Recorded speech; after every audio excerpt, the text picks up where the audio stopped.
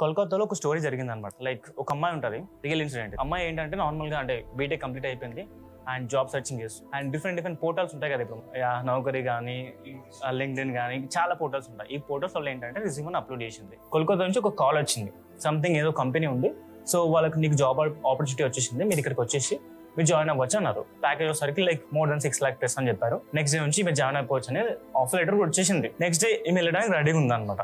But అప్పుడు ఒక situation వచ్చింది అనమాట. ఆమెకు కొన్ని కాల్స్ రావడం స్టార్ట్ అయింది. కాల్స్ అనేది కొంచెం వల్గర్ ఉన్నాయి అనమాట. Like different type of calls రావడం స్టార్ట్ అయినాయి. లైక్ ఈమె ఫోన్ నెంబర్ ఉంటుంది కదా, ఈమె ఫోన్ నెంబర్ అనేది లైక్ డిఫరెంట్ పర్సన్స్ అనేది డిఫరెంట్ రీజన్స్ కోసం కాల్ చేస్తారు. ఈ అంత ఇన్సిడెంట్ ఎలా జరిగింది?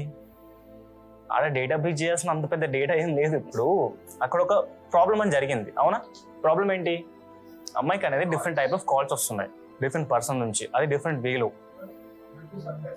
ఎగ్జాక్ట్లీ. సో వాళ్ళు ఏం చేస్తారు, నార్మల్ ఎవరైతే friends are someone person అనమాట, అంటే స్టిల్ ఇప్పటికి కూడా ఐడెంటిఫై చేయలేదు.